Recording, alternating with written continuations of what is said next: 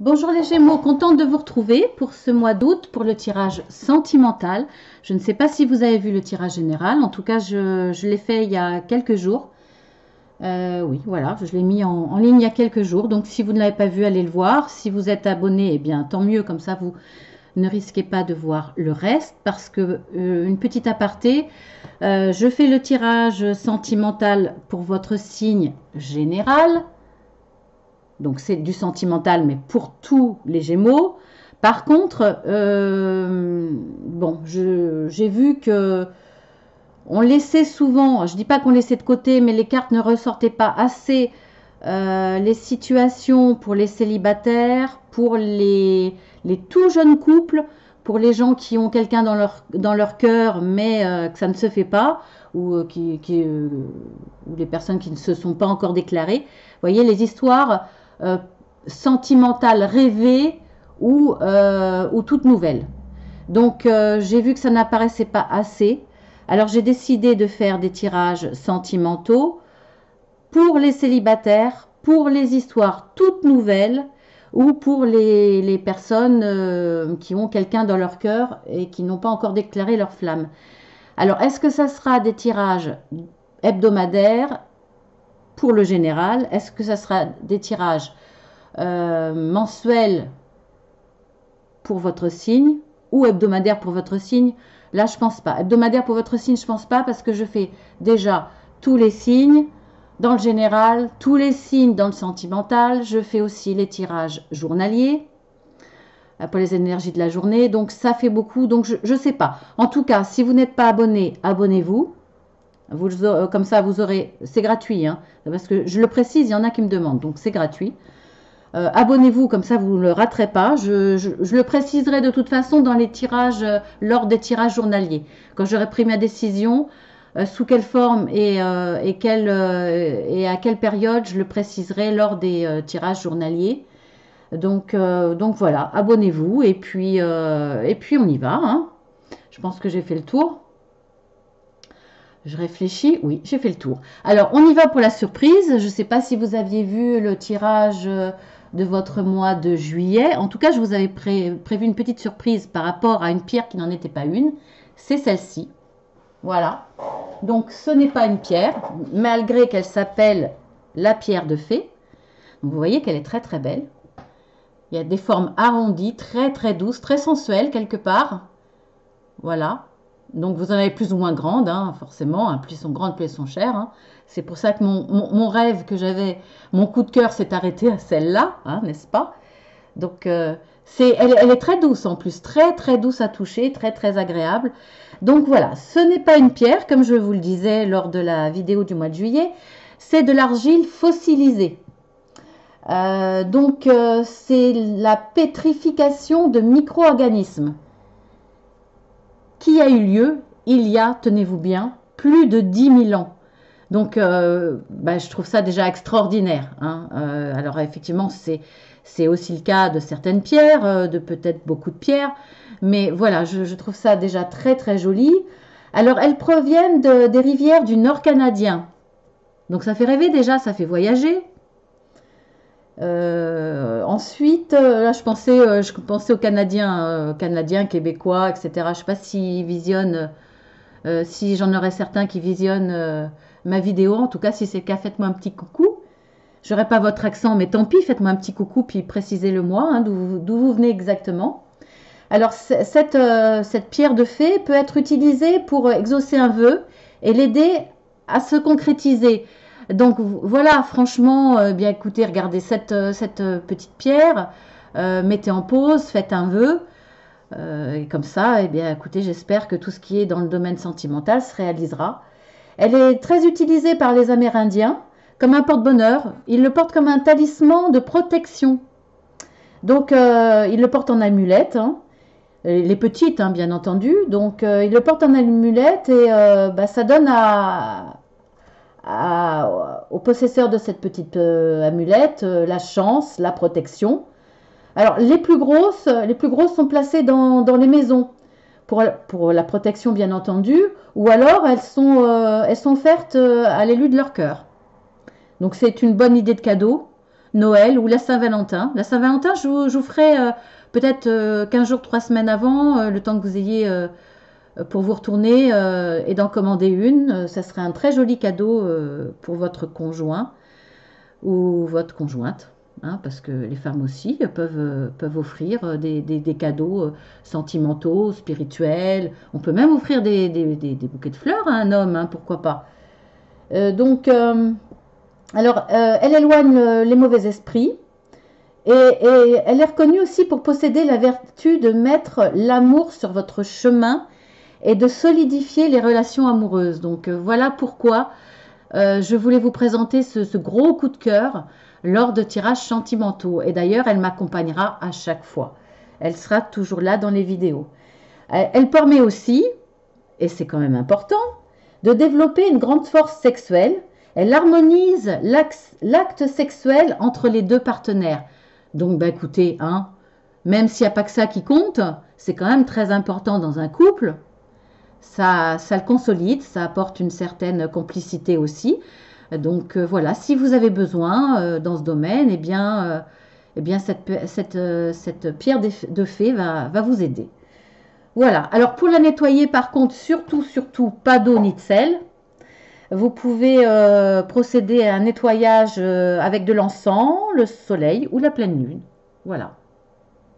Donc j'étais contente de vous la montrer, de partager ce petit coup de cœur. Quand j'aurai les moyens, je m'en achèterai une beaucoup plus grosse. Voilà. Alors on y va pour nous, pour ce tirage sentimental pour le mois d'août. Donc, nous avons déjà la situation actuelle, être Guilleret, donc avec l'oracle de l'amour. Je ne vous le dis pas en allemand hein, parce que c'est imprononçable, mais vous avez de toute façon le nom et toutes les coordonnées en dessous. Là, nous avons flottant sur les nuages. Je vous monte un petit peu plus près parce que c'est vrai que j'adore cet oracle, mais bon, les dessins sont petits. Hein. Je ne suis pas... et dévouement. Je ne suis pas encore assez bien installée pour mettre des zooms, etc. Voilà. Donc, ce que je vois là, eh bien, sentimentalement, bah, vous êtes Guilleret. Hein. La carte, elle part d'elle-même. De toute façon, elles parlent toutes d'elles-mêmes. Elles sont très explicites. Il y en a plus de 80.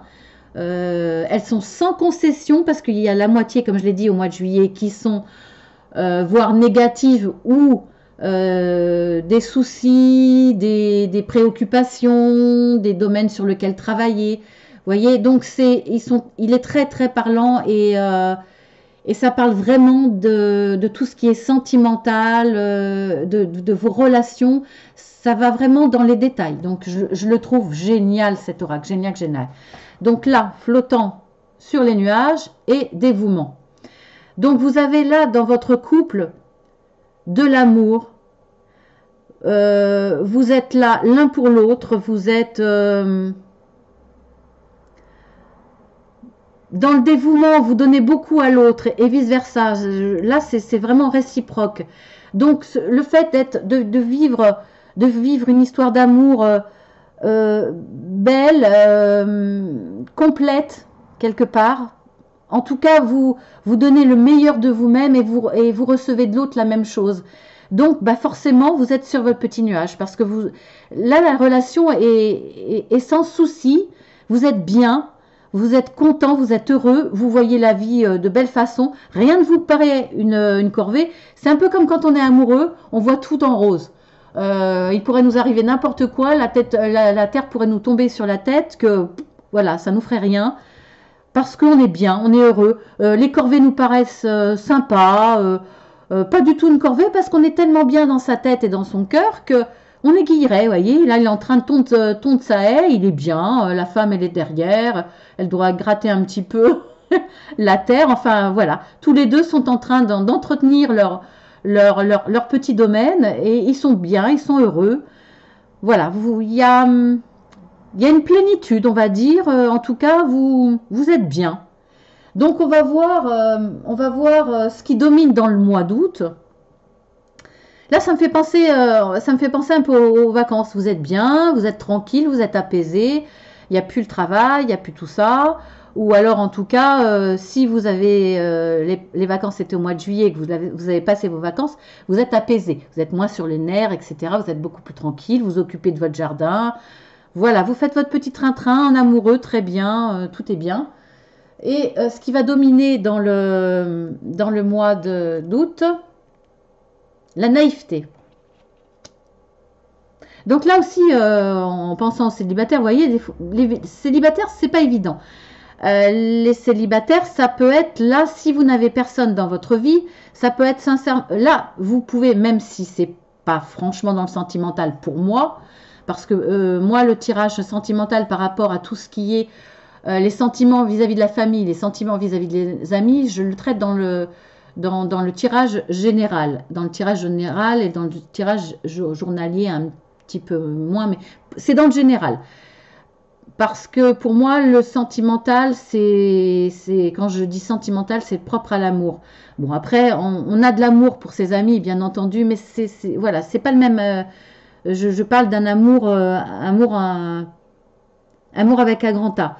Donc, bon, là, si vous n'avez vraiment personne dans votre cœur, personne en vue, et que vous êtes un vrai célibataire, ça peut être aussi, quand on dit célibataire, vous pouvez avoir des conquêtes. Donc, dans vos relations, même si elles ne durent pas, même si vous n'avez pas l'intention qu'elles durent, ça peut être votre cas là. Vous partagez des loisirs au lieu d'entretenir, même à la limite, hein, vous vivez une histoire avec quelqu'un juste comme ça légère, vous pouvez partager aussi un peu d'entretien ou simplement vous baladez dans la nature, vous adaptez. Hein. Vous pouvez quand même être dans un certain dévouement, aimer rendre service à l'autre et être très bien dans votre relation et la vivre pleinement, même si pour vous, ça sera que passager. Peu importe. Là, c'était également pour vous. Si vous n'avez personne dans votre vie et dans votre cœur, ça peut être effectivement avec des amis. Voilà. Mais bon, je ferai un tirage à part pour ça, mais pour le moment, vous pouvez l'adapter de cette façon. Là, vous avez la carte de la naïveté pour le mois d'août. Donc, ce qui va vous accompagner sur le mois d'août, c'est un certain sentiment de naïveté. Vous vous posez des questions, je pense. Je ne dis pas que vous êtes naïf, hein, pas du tout. Vous êtes peut-être naïf dans votre relation. Vous la voyez peut-être super belle, vous la vivez super bien, mais peut-être que effectivement vous êtes naïf. Cette personne-là, là on voit que c'est une femme. Donc la personne là, ça peut être un homme bien entendu, vit le parfait amour, en tout cas quelque chose de très bien, mais peut-être qu'elle est dans la naïveté, effectivement. Peut-être que cette personne, pour l'instant, elle montre le meilleur, la meilleure partie d'elle-même, mais en fin de compte, c'est pas une bonne personne ou elle ne va pas vous convenir à long terme. Voilà. Peut-être que vous êtes dans la naïveté ou peut-être que vous vous posez des questions. Vous vous dites, et ça je l'ai vu dans un autre signe, vous vous dites... est-ce que ça va durer? Est-ce que c'est la bonne personne? C'est peut-être trop beau pour être vrai. Voilà, vous vivez les choses pleinement, vous donnez le meilleur de vous-même, vous flottez sur un petit nuage, donc vous êtes bien, mais de temps en temps, il y a un petit questionnement quand même. Voilà, quand même. Donc on va voir l'évolution. Et ça, ce questionnement va vous durer le mois d'août. Hein. Alors, nous avons tenir fort. Il y en a un des deux qui tient très très fort à l'autre. Et là, on voit un déséquilibre. Alors, on va voir le reste. Hein. Je vais voir l'autre. Conscience de soi. Bon, alors là, l'évolution est que il y en a un qui dans la relation, qui a vraiment dans le dévouement des sentiments forts, qui est totalement dans le dévouement, peut-être trop justement, peut-être trop parce qu'en face, la personne ne sera pas la bonne. Peut-être qu'en face, la personne est intéressée. Peut-être qu'en face, la personne n'est pas prête à donner autant ou ne veut pas donner autant. Ou peut-être qu'elle est manipulatrice. Peut-être qu'elle montre le meilleur. Elle montre un certain dévouement, elle aussi en retour. Mais qu'une fois que les choses seront bien stabilisées, on va découvrir l'envers du décor. Il y a pas mal de situations, il faudra adapter à la vôtre, bien entendu. En tout cas, il y en a une qui tient très très fort à l'autre, qui est très prête à tout. On la voit, elle est par terre, hein. Elle tient le pied de l'autre qui, quelque part, est prêt à partir. Il n'est pas encore parti, alors, la porte est quand même grande ouverte, hein. La porte est grande ouverte, il est au pas de la porte et il est prêt à partir. L'autre l'en empêche. L'autre l'en empêche, quelque part, voilà, elle est par terre, elle est par terre. C'est comme si l'autre était, elle serait prête à se faire traîner par terre, qu'elle lâcherait pas le pied de celle ou de celui que la personne aime, de son autre. Donc prête à perdre tellement dans le dévouement, tellement dans l'amour, là je dirais pas inconditionnel, c'est pas de l'amour inconditionnel. Pour moi, à ce point-là, être capable d'en perdre sa dignité, son amour propre et tout, même si dans l'amour il y a l'amour propre, parfois il faut le laisser de côté. Là, je pense que là c'est plus que du dévouement. Vous êtes dans un sentiment vraiment d'abnégation totale pour l'autre. Donc,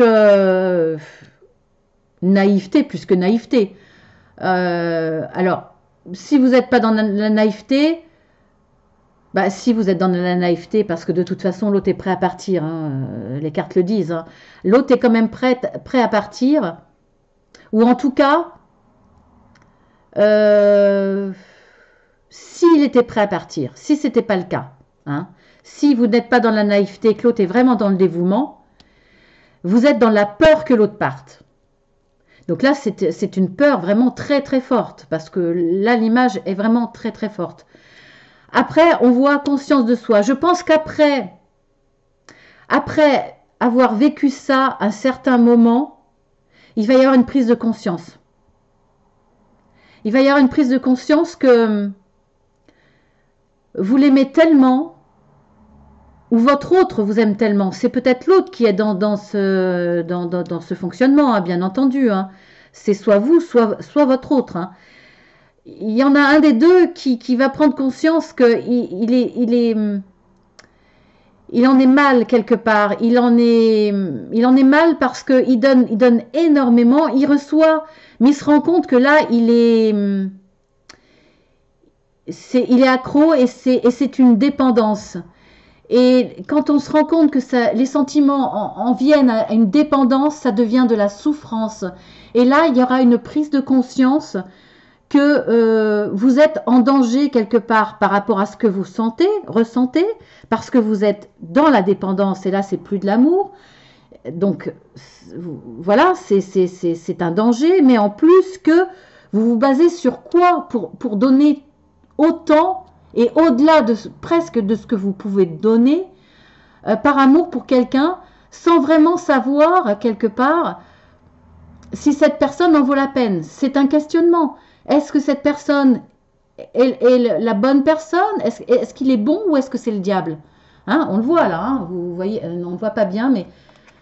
Donc là, c'était un vrai questionnement. Vous voyez? Bon, j'essaie de ne pas bouger.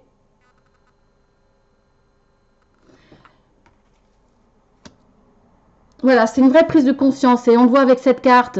Là, vous allez prendre conscience de vous, de ce que vous donnez, de votre abnégation. Vous donnez plus que ce que vous pouvez donner. Vous donnez tout ce que vous êtes. Donc, ce que vous pouvez donner et votre propre personne, votre cœur, votre âme, votre personne, même physiquement. Vous dépendez vous dépendez totalement de l'autre. Là, cette prise de conscience, vous l'avez, vous regardez, vous vous dites, mais moi j'existe, je ne peux pas autant m'effacer devant l'autre par amour, parce que là, c'est plus de l'amour, ça va au-delà de l'amour. Donc là, il y a vraiment une très belle prise de conscience. Je dis belle prise parce que là, je pense que ça va, ces questionnements, malgré ce que vous vivez de beau, au départ, c'est beau, c'est bien, mais ça évolue dans le mauvais sens. Et cette prise de conscience va vous permettre soit d'arrêter, parce que là c'est mauvais, C'est-à-dire, après, je ne vois pas hein, la conclusion, on la verra. Mais de toute façon, il n'y a pas 36 000 solutions. C'est soit vous prenez conscience que vous avez été trop loin, vous arrêtez la relation, vous essayez, vous, de vous guérir, de comprendre pourquoi vous êtes dans cette dépendance, pourquoi vous êtes comme ça, pourquoi vous réagissez comme ça. Vous arrêtez la relation, vous guérissez, vous faites un travail sur vous-même, vous apprenez à vous aimer vous-même d'abord, avant de pouvoir aimer quelqu'un d'autre de façon plus saine. Soit vous prenez conscience, vous faites un travail sur vous-même et la relation va s'apaiser, vous allez retrouver de l'amour, une certaine passion, mais de façon plus raisonnée, plus saine, plus vraie, en reprenant conscience de ce que vous êtes vous, en prenant soin de vous, en reprenant goût à vos moments à vous, en prenant soin de vous, en ayant des loisirs seuls, en ayant vos propres pensées, vos propres choix. Retrouvez votre personnalité et dans ces cas-là, vous allez retrouver quelque chose de sain dans votre couple. Voilà, il n'y a pas 36 000 solutions, il y a ces deux-là. Soit vous restez et vous vous guérissez, soit vous partez pour retrouver votre vraie personnalité, votre vous, votre soi. Après avoir pris conscience de votre soi, hein, la conscience de soi, vous allez entre le soi et le vous. Enfin, vous m'avez compris. Hein. Je le fais à la légère, mais c'est grave quand même. C'est grave. Et croyez-moi, je connais ce sentiment. Je pense sincèrement que les gens qui vont me voir, il y en a beaucoup qui regardent cette vidéo, il y en a beaucoup qui l'ont vécu. On peut se perdre dans l'amour, se perdre totalement et c'est plus de l'amour. Ou alors vous allez pas, vous allez prendre conscience. Mais j'espère pas. Mais pour certains, peut-être que vous allez prendre conscience de ce qui se passe. Mais vous allez quand même continuer. Vous allez vous enfoncer dans ce comportement. Vous n'allez pas faire un travail sur vous-même. Et vous allez vraiment vous y perdre. Donc on va voir l'évolution. Quelle est cette évolution? Valeur de soi. Bon, bah écoutez, voilà. J'en parlais, bah, c'est en même temps... C'est parfait, c'est la logique même. Vous avez une belle évolution. C'est-à-dire que quelque part au départ, votre amour a pris une dimension, vous alliez trop loin dans vos sentiments, vous vous êtes perdu hein, dans l'évolution. Vous en avez pris conscience, vous êtes posé des questions. En tout cas, avant d'aller peut-être trop loin, vous êtes dit, mais voilà, vous êtes posé des questions sur votre autre. Est-ce qu'il en valait la peine de vous perdre dans cet amour, de vous noyer dans cet amour à ce point-là à ce point-là, hein, et vous allez en prendre conscience, vous allez faire un travail sur vous-même. Il y a une très très belle évolution et vous allez avoir retrouvé la conscience de votre propre valeur.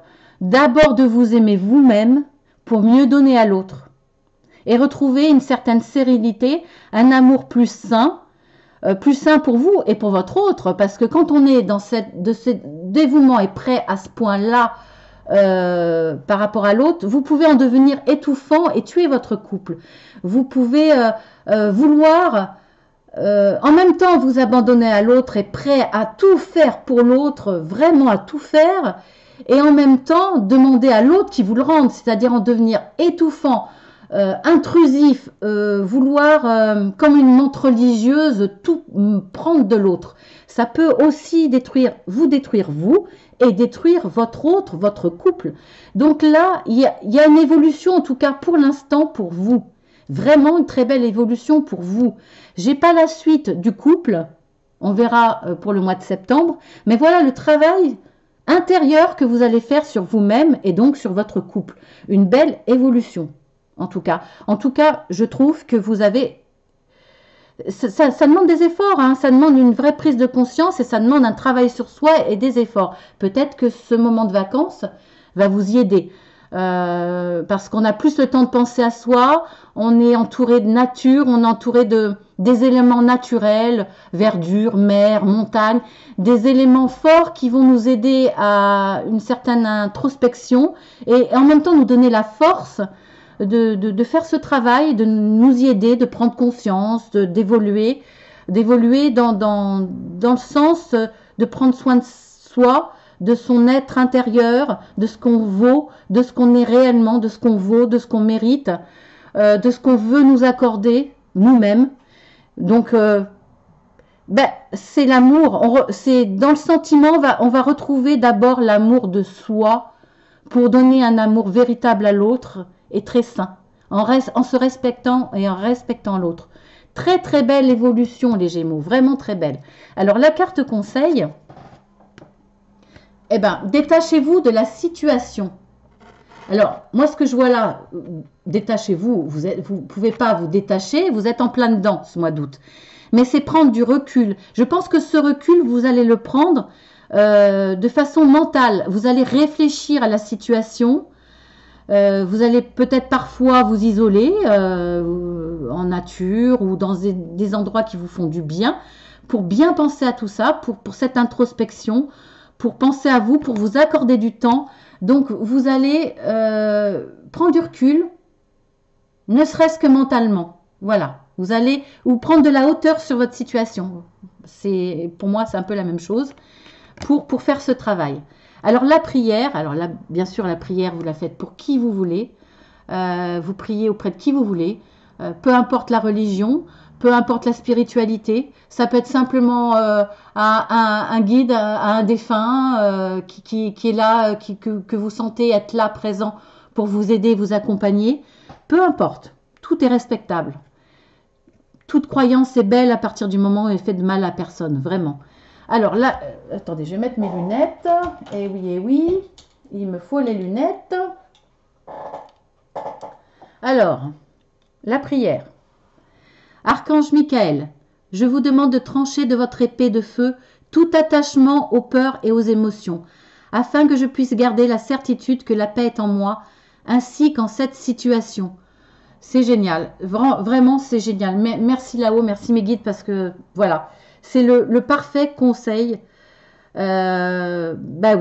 Retrouver et garder la certitude que la paix est en moi ainsi qu'en cette situation. Dans cette situation, la paix est en vous, la vérité est en vous. Au plus profond de vous, elle est là.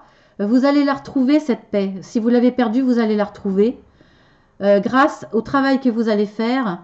Et quand vous demandez, je vous demande de trancher de votre épée de feu tout attachement aux peurs et aux émotions, tout attachement de peur de perdre l'autre, cet attachement que vous avez là au point de vous laisser traîner par terre, de perdre tout ce que vous êtes, de vous oublier. C'est terrible, hein, c'est terrible cette carte. Eh bien, voilà, si vous avez besoin d'aide, eh bien, n'hésitez pas à prier pour avoir cette aide.